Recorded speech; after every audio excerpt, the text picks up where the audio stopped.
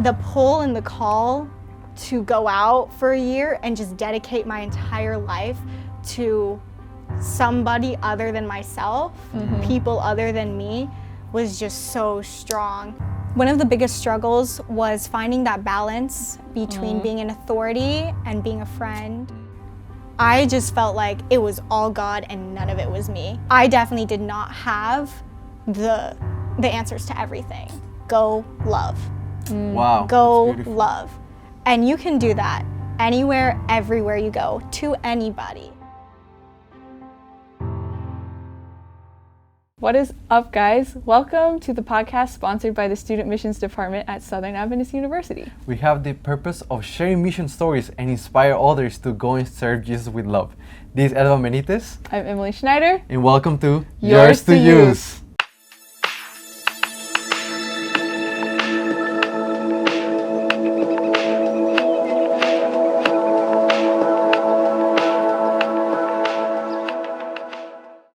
Today on the podcast, we have a junior psychology major. She served in Hawaii for 1 year as a task force dean. A fun fact about her is that when she was in high school, she almost got hit by a bull when she was in Spain. And her favorite hobby is to go running. Today we have in the podcast, Bela Cinco! Yay! Welcome to the podcast. We're Thank very you. happy to have you here Thank you and so to much for listen to having your me. story. Yeah, thank you. So to start out, we are going to do a little trivia to check, I guess, your knowledge of Hawaii. So you're gonna have 1 minute. I'm gonna ask you questions. If you know it, just answer. If you don't know, it's okay. You can just skip, okay? So far, the record, Melanie Hansen has it. She answered all of the questions. Of course Mel has it. So let's see if you can break the record. I don't know. Okay. She's pretty good. You got it. You got it. But So- I believe in you. You got this. Okay. Okay, so we have the timer. You Okay. ready? Okay, let's go. 1, 2, 3. Okay, what are the colors of the flag? Red, blue, and white. Okay, what's the capital city? Honolulu. What's the name of the place you served? Like the school? Yeah. Hawaiian Mission Academy. Okay, what's the official language? English. Say one word in the local language. Haole. Okay. What is the governor of Hawaii's name? Yeah, I don't know that. Okay. What's a local dish? Oh, musubi. Okay. What's a popular animal? Chickens. Okay. They're everywhere. What's a popular tourist spot? Oh, Ala Moana Mall. 10 seconds. What's the population of the state? I don't know A that. popular sport? Volleyball. What's the name of the currency? Time. Good job. You did very good. You did very good. Wait, how many questions were there? There was a lot. I don't have them okay. numbered, so I'm not totally Mel sure. answered all of them? Yeah, She I answered ran all out of of them. questions. What? I had to Will you come up run with it? questions, on the spot. She was really good. Yeah. But you did very good too. You did really Thanks. good. Very good. So, yeah, we want to start to listen to your story. But Yeah. first tell us, how did you decide to become a missionary? Yeah, so when I was in high school, my senior year of high school, 2019 to 2020, I was trying to figure out what I wanted to do after high school. I knew I wanted to go to college eventually at some point, but I definitely wanted to take a break and do service, some sort of volunteer work, and missionary work kind of was just the thing that I was able to look into. And so I was actually planning on going to the Philippines for a year. No way. And living with my aunt and helping her in her clinic because she has her own clinic. And then COVID didn't let that happen. So I was very much in denial. I still was planning on doing that, going through with that plan, all the way up until mid-summer, I would say, July, almost August. And then another a huge wave of COVID came and international borders shut down. And so my plan was very much, not doable anymore. And so I was in denial of it. I was like, I don't really want to go to college right now. Right. But like, I had no choice. So I was like, okay, I'm just gonna go. So I picked a random university and, and then I went. So yeah, and then I loved it. I mean, I absolutely loved being in college and getting involved with everything, different clubs, essay, things like that. And so I got very involved and was there for 2 years. So I did my freshman and sophomore year at Walla Walla. And I was very, very involved. I was very excited about all the things I had going on. And then towards the end of my sophomore year, I was like, man, I still feel this call, like this pull from God. Like, it's been 2 years, but it's still there and it's still present. And a lot of my friends who were either out on mission years or who had returned from mission years, I got to talking to them. And you know, when you talk to fellow student missionaries, you're like, it's so convincing. You're like, oh my goodness, like, I have to do it. I have to go out. And so there were so many things that were lining up, opportunities for me that were lining up to stay in Walla Walla, to come back for junior year and do all of these things. But the pull and the call to go out for a year and just dedicate my entire life to somebody other than myself, people other than me, was just so strong. And so I was like, you know what? I have been not so much ignoring the call for the past 2 years, but like buried it a little bit, and it was resurfacing. So yeah, that's how I decided. Wow, that's awesome. So how did you decide specifically to like go to Hawaii and be a task force dean though? Because it sounds like you have this call to serve, but how did you decide where to go? Yeah, so I decided I wanted to look at locations that were needing deans. I didn't necessarily want to be a teacher or have that be my entire position, and I'm not in the medical field, so I mean, deaning was like the thing that I was excited about. I was an RA at Walla Walla, and so you kind of had the experience, Yes. right, of dorm life. Yeah, exactly, and just like talking to people, you know, things like that. And so being a dean was kind of my default.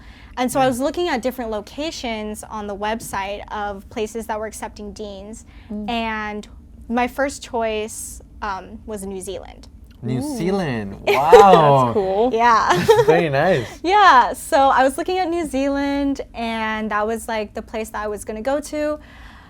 But then the third or fourth wave of COVID hit, and I know, right? yeah, yes, gotta love it. So that happened. They shut their borders down completely to anyone outside. And so then I was looking at Denmark. Denmark was the next location that was accepting deans, and I actually had like an interview with the principal and stuff, and I was like, okay, like this is looking promising. But I had a friend from Walla Walla who was born and raised in Hawaii, and that's where he's from, and he was going back there to also do like a mission year. He was a pastor, and he was graduating from Walla Walla, and he was going to go back to his home and go there. And he told me about Hawaiian Mission Academy and how they're always needing task force deans. And I had not even seen like the location on the website or anything like that. It was solely from him. And so he told me about it, got me in contact with the principal, and yeah, that's kind of just where it led, really. Wow. Yeah. So it's like he inspired you to go there. Yeah. Right? Yeah. Wow, that's awesome. And I have a question. Once you got to the place, right? Once you got to Hawaii, how was the culture? You know, how was the culture? Yeah. Because I know that Hawaii is part of the States, right? How different it is Hawaii from the States? Just tell us, you that live there, tell us, how was it? Was it different? What was like the main difference that you found in Hawaii compared to the States from mainland? Yeah, so it was very different. It's very different. When you go there, you don't really feel like it's part of the States. The culture was, I loved it. I absolutely loved it. there's the minority there is Caucasian, so there is not like a lot of white people or anything like there. It's mostly like Asian cultures, Okay. Native Hawaiian, Pacific Islander. That's definitely, it's in the islands, Pacific Right. Islands. So that's definitely like the leading cultures that live there. And so, yeah, it's very different. You can say like the US, the States are kind of like a melting pot, but like in Hawaii, it's definitely mostly like dominant, like Asian, Pacific Islanders. Yeah. Did you get to do anything fun in Hawaii, like to explore? I don't know, like the beautiful beaches or something like that. Yeah, so I mean, it's beautiful. The landscape, everything is gorgeous. I went on a lot of fun hikes in the mountains, was beautiful. And of course the beaches are so good. But I think the most fun that I had was when I went to the beaches with the kids. And they were able to teach me how to bodyboard. And so so fun. they're so good. I Like bet. they're really good. I didn't know you could be that good. So they tried to teach me. I think I learned a little bit how to do it. Yeah? So that was probably like the most fun that I had. Yeah. Wow. And any of your favorite dishes? Oh. Hawaiian dishes? Oh my goodness. So, in addition to being a task force dean, we were also cooks for the school. Really? So we helped. The head dean of the academy is also the head cook of the school. So we kind of had like we're living double lives. Right. And so we were helping him cook in the kitchen every single day. We would make lunch for the entire school. Wow. So we were the kitchen staff. Yeah. And he has all of his own recipes. He makes all of his own food. It's so good. I think my favorite dish though from him, that I was able to learn how to make was tofu poke. So tofu poke, so good. Poke is usually like raw fish, Right. but we use tofu for it. No way. And because I'm not a huge like spicy person, he was able to teach me how to make like a non-spicy one. Okay. And so we really bonded over like trying to create a non-spicy tofu poke. But it was fun, and that like ended up being like my favorite dish. Wow. That's so nice. Yeah. That's really interesting. So what exactly were you doing like on a day-to-day basis? So you're deaning, you're cooking. Yeah. So like walk us through a day. What were you usually up to? Yeah, so there were 3 of us, 3 task force deans for the dorm, and every week we would have one day off, but the rest of the days we were working. So we were also working during the weekends as well. Okay. So what a typical day looks like, we split the day up into 3 shifts, morning, afternoon, and evening shift. And so I'll walk through a day for like a morning shift, for example. Okay. So the campus is gated because it's in the middle of the city. Right. So it's kind of dangerous. Okay. Wow, that's yeah, kind of a interesting. dangerous location a little bit. Right. So, Because you know, like usually academies, and Adventist universities, they are In the country. in the countryside. Yeah. You're saying that this one was in the city. yeah, So smack dab in the middle of downtown Honolulu. wow. Really? Downtown. Yeah, yeah, we were about like 8 minutes away from Ala Moana Mall. Wow. So we were really like right there in the heart of it. Yeah, so it was gated. Yeah. So I would wake up around like 6 o'clock in the morning to open up the gate, to open up campus. And then in the lobby, we would wait for the kids to kind of file out of the dorm to go to classes. So we would wait, we would check them out as they went out of the dorm to go to school. And once the entire dorm was empty, there were no more kids, we would lock up the dorm. So okay. around like 8 o'clock, so classes started at 8 o'clock. So we would lock up the dorm once all of the kids got Great. out. And then I would go straight to the kitchen where we, at around like 9 o'clock, we would start helping the head dean cook meals, cook the Right. meal, cook lunch for the day. And so around like 9-ish, that would start. And then we would we would cook the meal, but we would also serve the meal to the kids as well. For everyone in the school? Yes, the entire Or just school. For the dorm students? No, not just dorms. So it would be the cafeteria, like the school cafeteria. Okay. Okay. Yeah, so we would cook lunch every single day for the entire school. All the teachers, all the students. Yeah. A lot. Yeah. Approximately how many people were you feeding like every lunchtime? So there was student population was about 70 to 80 students, Okay. then plus staff. Yeah. So maybe like 100 or 100. under Right. 100 meals. Yeah, every day. Wow, So that's still a lot. Every day? yeah. Including the weekends? So Monday through Friday for the whole school, but on the weekends we would cook for the dorm. Oh, okay. Yeah. Okay. Gotcha. Yeah. So we would do that. We would cook for lunch, serve lunch, and then also clean up afterwards. So do dishes, clean the cafeteria. All fun stuff. Yes. So the large majority of my day was spent in the cafeteria. Right. Yeah. So from like 9 to 1:30, Yeah. around that time, 1:32. And then afterwards, we would supervise study hall in the school library Okay. for the whole school once again. So not just the dorm students, Right. but everyone in the school. And then after study hall, it would be around like 3 o'clock. So 3 o'clock is when classes end, classes get out. And then the afternoon shift happens and the kids, the dorm kids, go back to the dorm and start chores. So they were all given chores to do. And so they would do their chores, go to basketball practice, volleyball practice, whatever practice they had to go to.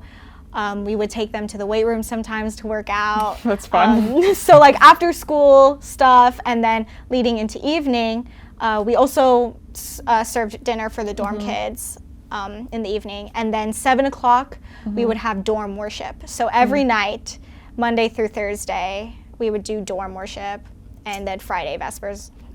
And so we would have worship, and then we would do a study hall in the dorm. It's just the dorm kids, and then lights out after study hall. Wow. So it's a pretty packed day. Yes. Yeah. It sounds like you were very Yeah. busy. Yeah. So And, you know, being a dean for high schoolers, it's tough, right? Especially when you're dealing with this age group. age group. It's like from 15 to 18, something like that. yeah, around right? that's yeah. 15 to 18. And I know that that's tough. And because when I was in high school, I know that I wasn't the best. I know, I wasn't either. So I know that my deans had a lot of patience with me and with my classmates. Yeah. How was with you? What were some of the challenges or some of the difficulties that you faced as a task force dean? Yeah, regarding the kids, I think one of the biggest struggles was finding that balance between being an authority and being a friend. Yeah. Yes. With them being so close to us in age, Yeah. I mean, I'm 21 and the other task force workers were like in their 20s. And like the oldest kids that we have in the dorm are 18. Yeah. So, and then the youngest ones we have are like 14, 15 years old. So it's really not like a huge age gap. Right. And so trying to really find that balance between, you know, I'm your dean, but then I also am When your friendship, like a friend, you know. Right. So I think that was the biggest struggle, and I still don't know if I ever ended up finding that balance. I think there were so many things throughout the year that I messed up on and learned from and tried to do better. Because my passion for wanting to be a task force dean specifically was I wanted to kind of get that mentor figure that I felt like I never got in high school. Wow. Because I went to a boarding academy. Yeah. And so I wanted to be there for them in the capacity that I thought that I needed when I was in high school. And so just trying to find that balance was a little bit of a struggle. Yeah. Yeah. That makes sense. Wow. Yeah. Oh, yeah. I feel like most of the, I guess, returned student missionaries who have done task force deaning, Yeah. they always mention that. Yeah. Just like finding the balance. Yeah, it's Yeah. really challenging. Do you have any stories that you would like to share that like stand out to you in your mind, like really impactful moments? Like, I don't know, an interaction with a student or like something where you really saw God like show up for you during the year? So there are specific moments, but I definitely had these specific moments with multiple kids. Definitely not all of them, but there were a select few where I had really, really good God moments. Yeah. Where I just felt like it was all God and none of it was me. There were a lot of moments where I had tough conversations with some of the kids, and they would ask me tough questions like, how do I become more self-aware? Or why do bad things happen to good people? That's such a hard one. Yeah. And then it would go from like one end of the spectrum to the other. Like, am I gonna go to hell because I'm gay? Like, am I gonna go to hell for like all these things? And it's like, I definitely did not have the answers to everything. Definitely. But I know that through those moments, having those conversations with each and every one of them, that God spoke through me. Because I could not have gotten through any of those conversations without him. Wow. So, that is really cool. I love how you're just able to acknowledge and see how it was God who was working through you, and just being willing to like let him work through you. That's really cool. Are there any specific lessons that you learned from your year as a dean that really stand out to you? Yes. So the biggest lesson that I took away from the year is that having both a positive and growth mindset is so important. Wow. It could really just make or break your experience. Yeah. Having a positive growth mindset going into any new experience is going to make or break it. And it became so clear to me throughout the year. Because of course, as any SM, I had some sort of expectations going into the experience. And you know, when those expectations aren't met, you have one of two choices, right? You can either be sad or mad or frustrated, or you can take what is ever thrown at you and you can run with it. And so flexibility is a huge thing. But I think the mindset is really what drives your experience and like what drives how you're gonna have a good experience. Because like you not only need to be flexible, but you also need to be open-minded. Because you're stepping into a completely new environment, new culture, new experience. You're meeting tons of new people from different backgrounds, different cultures, and different ways of living. And so if you don't have that open mindset, it's not going to be a good time. So Bella, I want to ask you this. Yes. And a lot of people that go to Hawaii, or I have friends that have gone to Hawaii to serve as student missionaries.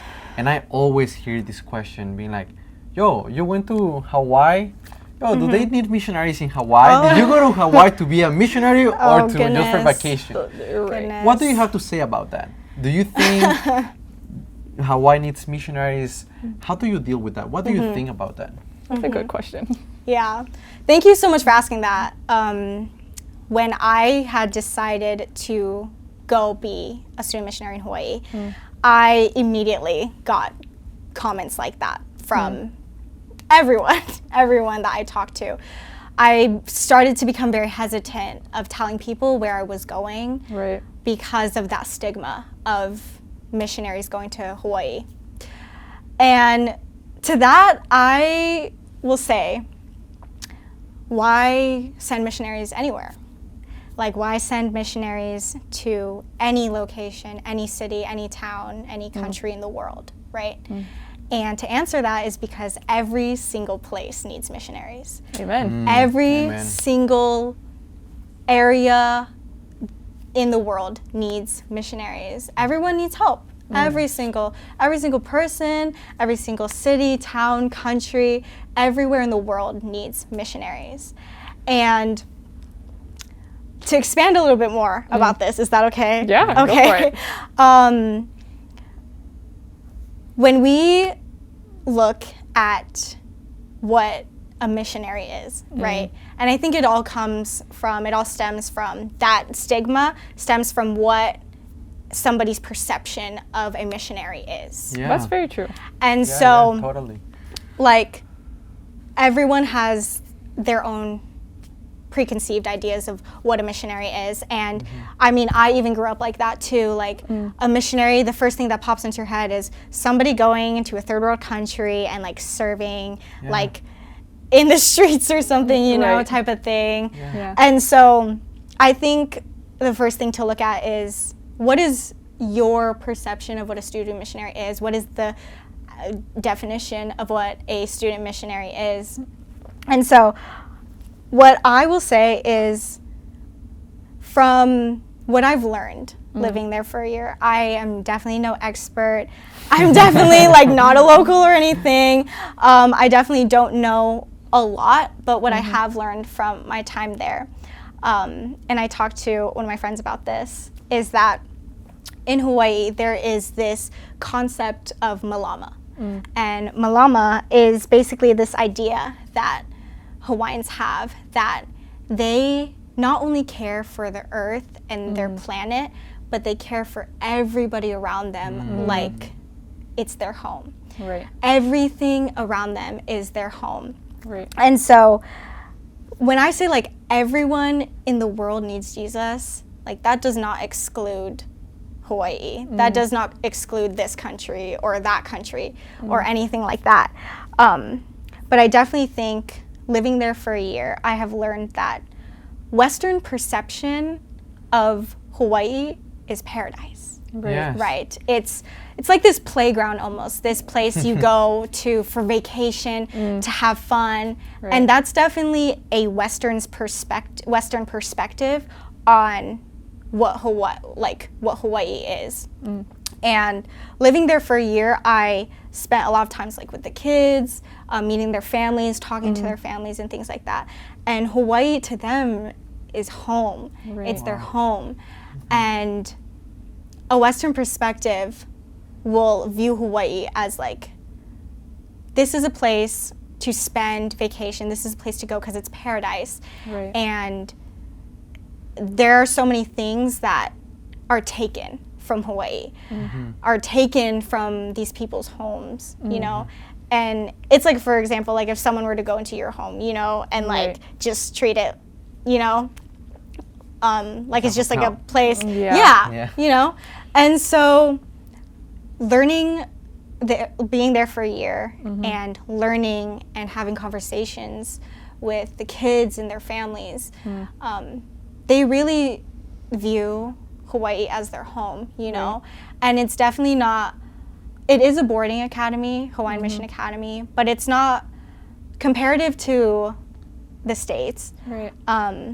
It's not somewhere where like rich families have gone and sent off their kids. It's definitely like these families are working paycheck to paycheck to send these kids to HMA, to send these kids to make sure they get the, you know, the education and like have a spiritual environment and all these things. And so to bring it all back, everywhere in the world needs Jesus, and that does not exclude anywhere, doesn't exclude anyone. And so And I just think that's something beautiful that we need to learn. A lot of times, as you were saying, like we have this perception of missionaries. It's just those that are going to, you know, places where it's like very hard to find like primary things, right? Like water, food, shelter. Yeah. But really, being a missionary, it's sharing Jesus, sharing love. It's serving. That's a true missionary. You know, I went to serve as a missionary in Hong Kong. Hong Kong is a first world country. Right. It's a big city, one of the most developed cities in the world. And once I was told that, you know, because you are in Hong Kong, you're not doing real missionary work. And I was like, I don't think you're right. I don't think you're right. Because being a missionary, it's not that it goes like, and you know, struggle with some physical needs, but being a missionary, you know, there's a lot of people that struggle not just physically, but also emotionally, spiritually. And being a missionary is just bringing Jesus, serving them with love, you know, bringing happiness to their life, showing, being the feet and the hands of Jesus in that moment. Yeah. Being a missionary is, you know, bringing missions everywhere you go. Yeah. No, it's not just a trip. It's not just an outreach. Yeah. Being a missionary is just bringing missions, bringing service everywhere you go. And I think you can do everywhere in the world. Yeah, Everywhere you absolutely. go. Yeah. It's a lifestyle. It's Yeah. not It's a just lifestyle. it's not Yes. just, oh, I did it for a year or I did it for 6 weeks and I'm done. Right. That's not what it is. No. Like, you're living, this is your life. You Yeah. are living to serve, and you're living your life serving. And so I think, in regards to that question, I think